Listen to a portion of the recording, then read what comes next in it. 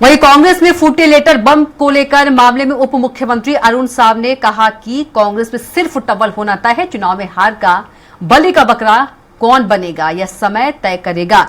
यह कांग्रेस का अंदरूनी मामला है। जनता के विकास के लिए बीजेपी काम कर रही है। आपको बता दें कि लेटर में पूर्व सीएम भूपेश बघेल को हार का जिम्मेदार ठहराया गया है।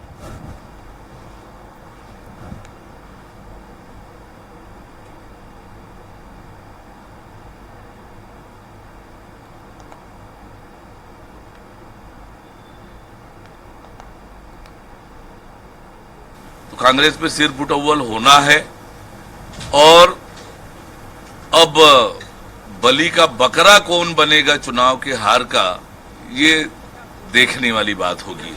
देखिए, अपना कांग्रेस का अंदरूनी मामला है, लेकिन हम आज जो छत्तीसगढ़ की जनता ने हमें जवाबदारी दी है, उस जवाबदारी को निभाने की दिशा में तेज गति से आगे बढ़ रहे हैं।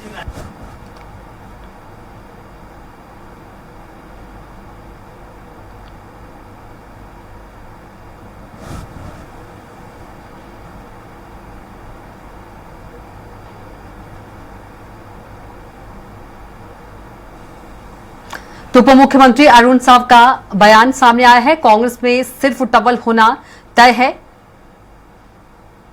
तो बलि का बकरा कौन बनेगा यह तो समय तय करेगा। तो वहीं कांग्रेस के पूर्व निलंबित महामंत्री अरुण सिसोदिया ने केसी वेणुगोपाल और वीरप्पा मोइली को चिट्ठी लिखी है और चिट्ठी में उन्होंने भूपेश बघेल समेत कई नेताओं को चुनाव में हार का जिम्मेदार बताया है। और इस पर अरुण साव का भी जो बयान है वो सामने आया है। हालांकि उन्होंने ये भी कहा है कि ये कांग्रेस का अंदरूनी मामला है।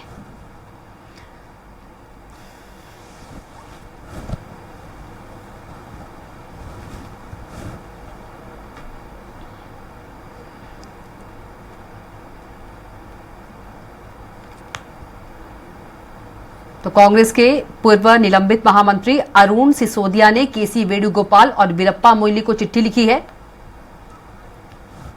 और चलिए इसी खबर पर ज्यादा जानकारी के साथ हमारे संवाददाता दिलीप साहू सीधे जुड़ गए हैं।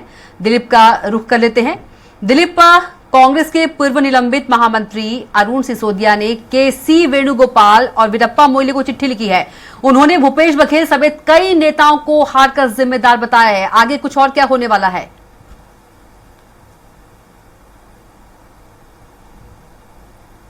समीक्षा कर रही है। हाल ही में जो फैक्ट फाइंडिंग कमेटी इनकी छत्तीसगढ़ के दौरे पर आई थी और लगातार 4 दिनों तक अलग अलग जगह रायपुर, बिलासपुर, बस्तर सहित सभी जगहों पर सभी लोकसभावार बैठकें की और हार की जिम्मेदार की कारणों को, वजह को समझने का प्रयास किया और सभी नेताओं से अलग अलग लोकसभावार चर्चा भी हुई है। और इस बीच एक चिट्ठी वायरल भी हुआ था। कल एक गुमनाम पत्र वायरल हुआ था जिसमें तमाम जो बड़े नेता है, पूर्व मुख्यमंत्री भूपेश बघेल सहित तमाम जो कांग्रेस के बड़े नेता है, उनको हार के लिए जिम्मेदार ठहराया था और पार्टी के संगठन के अंदरूनी कला को इसके लिए बहुत बड़ी वजह बताई थी। इसी बीच में इसी कड़ी में जो फैक्ट फाइंडिंग कमेटी सदस्य है हरीश चौधरी, उनसे जो पूर्व महामंत्री है कांग्रेस के अरुण सिसोदिया, उन्होंने मुलाकात भी की थी और एक चिट्ठी उन्होंने फिर सौंपी और उनके नाम से चिट्ठी फिर वायरल हो रहा है। इसमें खास करके उन्होंने पूरे जो मामले थे, जितनी हार हुई है, चाहे विधानसभा हो चाहे लोकसभा हो, इसके लिए सीधे तौर पर पूर्व मुख्यमंत्री भूपेश बघेल को जिम्मेदार ठहराया है। और उन्होंने बहुत 4 पेज की जो चिट्ठी है उसमें विस्तृत वर्णन उन्होंने किया है कि क्या वजह रही, किस तरह से पूर्व मुख्यमंत्री भूपेश बघेल की वजह से कैसे संगठन में बिखराव आया और कैसे उन्होंने मनमानी ढंग से फैसले लिए, टिकट वितरण को लेकर हो या बाकी कामों को लेकर, जिसकी वजह से कार्यकर्ता नाराज हुए। और उन्होंने ये भी कहा कि पूर्व अध्यक्ष रहे जो मोहन मरकाम, उनको भी ठीक से काम करने नहीं दिया गया, उनको अपने इशारे पर नचाया गया, जिसकी वजह से संगठन में भी पड़ी।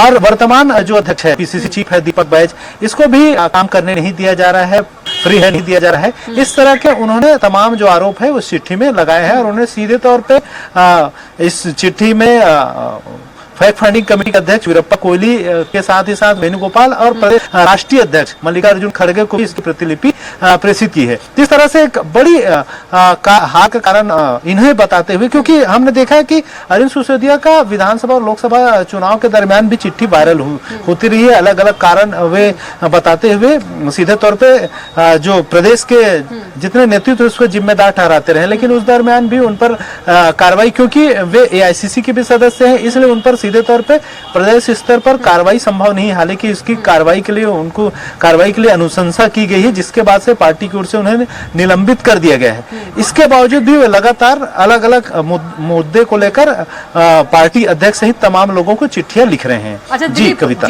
दिलीप, आपकी जो चिट्ठी वाला मामला है, जो लेटेस्ट चिट्ठी वाला मामला है, सिसोदिया ने जो चिट्ठी लिखी है, इस मामले में आपकी कोई सिसोदिया से बात हुई हो कि आखिर क्या वजह है कि काम नहीं करने देते थे कोई वजह? भूपेश बघेल जी लगातार जिस तरह से सिसोदिया की बात जाए, अरुण सिसोदिया को लेकर जिस तरह ये लोकसभा चुनाव के दरमियान भी, चुनाव पहले भी लगातार चिट्ठी लिख रहे थे और एक तरह से संगठन और नेतृत्व सरकार दोनों पर निशाना साध रहे थे। और कहीं न कहीं को लेकर पार्टी की ओर से भी कहा जा रहा है कि ऐसे जो अनुशासनात्मक इनके ऊपर की जाएगी और जब शिकायत की आधार पर उन्हें निलंबित भी किया गया है। और एक तरह से जो नेता पूर्व में जो कांग्रेस में है वे भी बीजेपी में शामिल हो गए। लेकिन दिलीप, इस तरह से कांग्रेस के तमाम बड़े नेता है। जी बिल्कुल, आपने कहा कि पार्टी नहीं छोड़े अरुण जी, आपने कहा कि पहले भी लगातार वो जो है चिट्ठी लिख रहे थे, तो वो तो पहले से आगाह कर रहे थे ना केंद्रीय नेतृत्व को। जी बिल्कुल, लेकिन उनकी चिट्ठी का असर क्या पड़ता है ये मुख्य रूप से मायने रखता है कविता, क्योंकि इन चुनाव के वक्त तो उन्होंने जिस तरह से आरोप लगाए थे और चिट्ठी को सार्वजनिक किए थे, इससे कहीं न कहीं पार्टी की छवि, संगठन की छवि और पार्टी नेतृत्व की छवि खराब हुई थी। तो निश्चित तौर पे आला कमान की ओर से उन पर कार्रवाई की गई थी, उन्हें निलंबित कर दिया गया है। और एक तरह से कांग्रेस उन्हें अपना सदस्य नहीं मानते और कांग्रेस के तमाम जो बड़े नेता है उनका कहना है कि उनकी औकात पार्षद का जो पद है वो भी जीतने लायक नहीं है। और ऐसे में वो जिस तरह से बड़ी बड़ी चिट्ठियां लिख रहे हैं, जिस तरह से आरोप लगा रहे हैं, वो तर्क संगत नहीं है। और उन्हें सीधे तौर पे एक बीजेपी का स्लीपर सेल उन्हें करार दे दिया गया है कांग्रेस की ओर से, चुनाव के दरमियान ही जब उनको निलंबित किया गया।